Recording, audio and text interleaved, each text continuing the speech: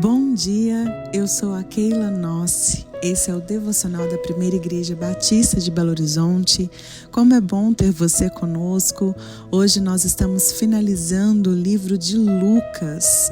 Você fez os estudos de Mateus, de Marcos? Se não fez, eu te convido a pegar um dia, a retomar os capítulos que você perdeu, porque a palavra do Senhor ela é viva e ela fala conosco diariamente. Então é importante você ter o conteúdo, você conhecer sim a história, mas muito mais do que isso, é importante você saber o que Deus quer te falar por meio da sua palavra, da sua história. Então que você retome esses capítulos para que você absorva o máximo que você puder e para que você aí tenha a finalização completa dos livros e veja a completude da história do Senhor. É muito lindo a gente ver os evangelhos porque eles são complementares, eles vão abrindo os nossos olhos, né? Hoje nós vamos finalizar Lucas e quanto que a gente pôde retomar de Mateus, de Marcos e ver aqui em Lucas e ampliar ainda mais o nosso olhar e compreender, mesmo sendo às vezes as mesmas histórias, Jesus ele fala conosco de maneira diferente e esse é o lindo, né, do nosso Senhor Jesus Cristo. Ele tem uma palavra única para você diariamente. A única coisa que nós precisamos é nos colocar diante dele e parar para ouvir. Então que você agora pare para ouvir o seu Deus. Nós vamos finalizar Lucas 24 e o Lucas, gente, esse capítulo é o clímax do Evangelho, assim como todos os outros capítulos que finalizam Mateus, Marcos, porque fala sobre a ressurreição do nosso Salvador Jesus Cristo. O túmulo vazio é descoberto pelas mulheres, Jesus ele aparece aos discípulos, ele explica as escrituras, dando-lhes a missão de proclamar o arrependimento e o perdão em seu nome. Então é lindo a gente ver o ministério de Jesus, a gente acompanhar os milagres, mas às vezes é um momento difícil quando ele começa a ser perseguido e a gente passa ali essa caminhada da crucificação de Jesus na via dolorosa, mas isso é um motivador de gratidão para nós, porque nós já conhecemos o final da história. Jesus Cristo ressurgiu, Ele é ressurreto, Ele está vivo e é isso que nos traz essa esperança, né? Isso que nos traz essa motivação, essa alegria de vida que só nós temos com Jesus.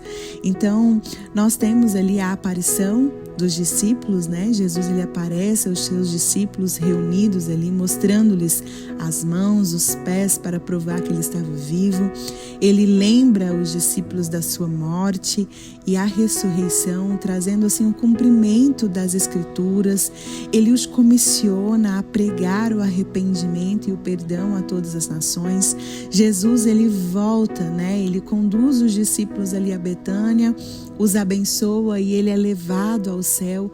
Os discípulos então retornam para Jerusalém com grande alegria, prontos para continuar a missão de Cristo. Então hoje eu quero ressaltar aqui os versos 46 e 47 que diz assim: está escrito que o Cristo haveria sim de sofrer e ressuscitar dos mortos no terceiro dia, e que em seu nome seria pregado o arrependimento para perdão de pecados a todas as nações, começando por Jerusalém. Esse versículo destaca o centro da mensagem do Evangelho. Jesus Cristo ele veio, ele se fez homem, ele habitou entre nós, ele nos ensinou o que é amar a Deus sendo completamente submisso à vontade dele. Ele nos ensinou o que é servir ao próximo. Ele nos ensinou a lutar, né, contra aquilo que nós temos na carnalidade, que é o nosso pecado, que por mais que ele não teve pecado, ele venceu as tentações e ele está mostrando, olha, vocês podem vencer sim as tentações de vocês em jejum, em oração, em estudo da palavra, com o meu auxílio por meio do meu Espírito.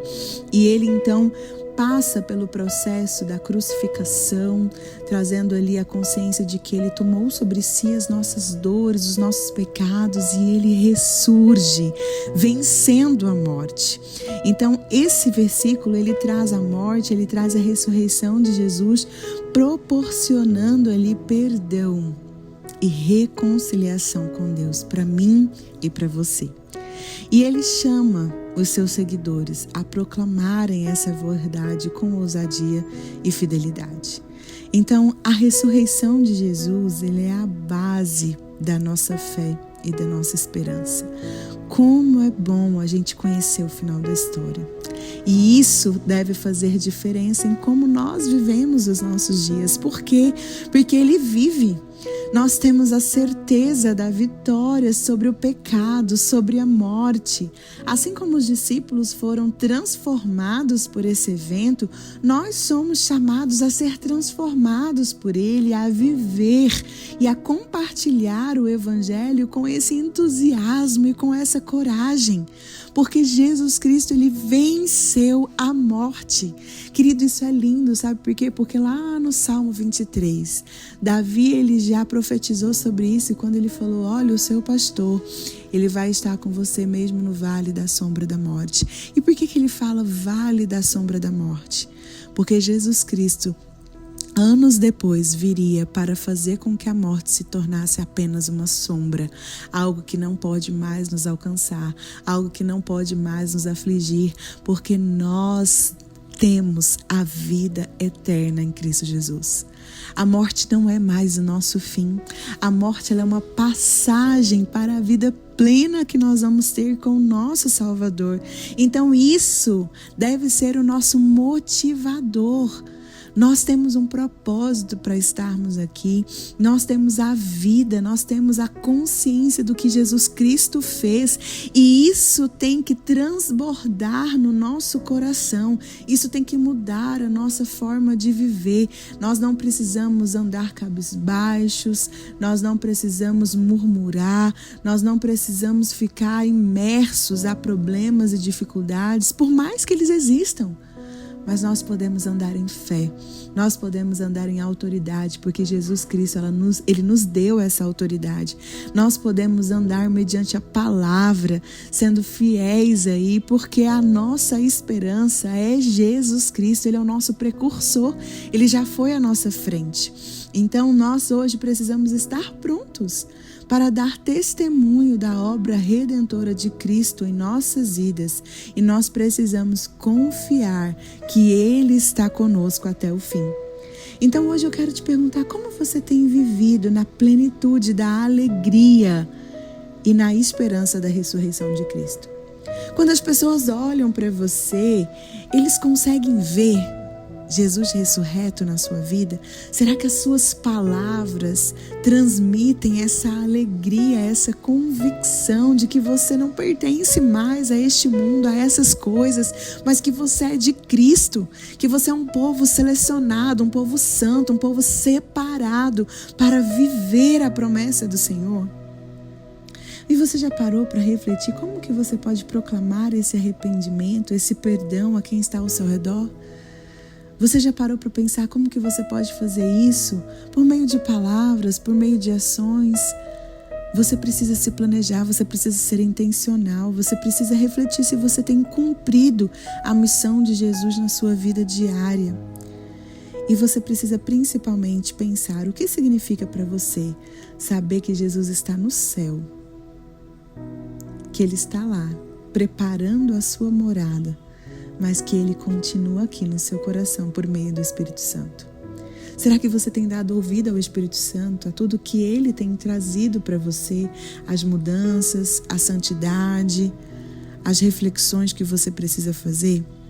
Hoje, querido, a minha oração é que essa mensagem de ressurreição e da ascensão de Jesus inspire a sua vida a uma adoração sincera, a uma obediência e principalmente ao testemunho fiel daquilo que Ele fez, daquilo que Ele faz na sua vida até que Ele volte. Eu queria orar com você, orar em gratidão a Deus por isso, porque por mais que ontem a gente tenha vivido esse processo com Ele, da sua morte, do sofrimento que Ele viveu, Cristo ressuscitou e Ele está vivo hoje. Então que você se coloque em adoração ao Senhor, celebrando a Ele por isso, celebrando pelo dom da vida que Ele derramou sobre você e pela vida eterna que Ele te deu. Vamos orar. Pai, nós te agradecemos. Deus, nós celebramos porque nós somos alvo do seu amor. E Pai, obrigada pela tua palavra, porque ela é a nossa esperança, ela é o nosso bálsamo e ela hoje vem trazer essa alegria, esse entusiasmo ao nosso coração, porque ela é viva e ela diz que o Senhor ressuscitou e nós cremos nisso. Nós cremos nisso porque nós sabemos que tu estás vivo, o teu Espírito habita em nós e ele nos dá a prova, Senhor, de que o Senhor é bom, o Senhor é perfeito, de que o Senhor está aí no céu, mas o Senhor não está distante. O Senhor está atento às nossas orações, ao nosso clamor. O Senhor tem sido nosso auxílio, nosso refúgio, a nossa fortaleza. O Senhor tem nos dado ousadia, coragem, ó Deus, e nós somos gratos ao Senhor. Obrigado porque o Senhor permaneceu. Obrigado porque o Senhor se ofertou como sacrifício vivo por nós. Obrigado porque o véu do templo se rasgou e hoje nós temos acesso ao nosso Deus. Obrigado porque o Senhor é o nosso caminho. Obrigado porque o Senhor é a verdade. Obrigado porque o Senhor é a nossa vida e uma vida plena, Pai. Uma vida cheia de alegria. Obrigado porque Tu és a nossa segurança. Obrigada porque o Senhor é a nossa esperança. Obrigada, Deus, pela vida eterna que o Senhor nos deu. Obrigada pelo teu sangue que nos justificou de todo pecado. Obrigada, Senhor, porque o Senhor, ó Deus, o Senhor nos amou de uma maneira incrível e nós só podemos agradecer. E nós podemos nos comprometer a viver propagando isso para todos aqueles que necessitam. Então, Pai, hoje, Espírito Santo, derrama sobre nós uma porção de ousadia para que todas as pessoas que estiverem ao nosso redor vejam a Tua face, vejam a alegria de vivermos por um Deus que está vivo, que a morte não conseguiu derrotá-lo, mas que Ele venceu. E que essa alegria venha cativar e revelar o Teu amor pelas vidas que estão ao nosso redor. Então, Pai, nos instrua com palavras, com ações, e que hoje a gente possa ganhar vidas para Jesus, que hoje a gente possa alcançar corações pelo Teu amor, pela Tua palavra, e que o Senhor, ó Deus, os encontre, e que nós possamos ser esses elos de restauração, de cura, de libertação nesse dia. Use as nossas vidas. Nós somos gratos por fazer parte da Tua família, por sermos o corpo do Senhor, o Seu povo santo, selecionado, separado. Então nos santifica, Deus, e nos usa para a glória do Teu nome. É o que nós oramos e pedimos em nome de Jesus. Amém.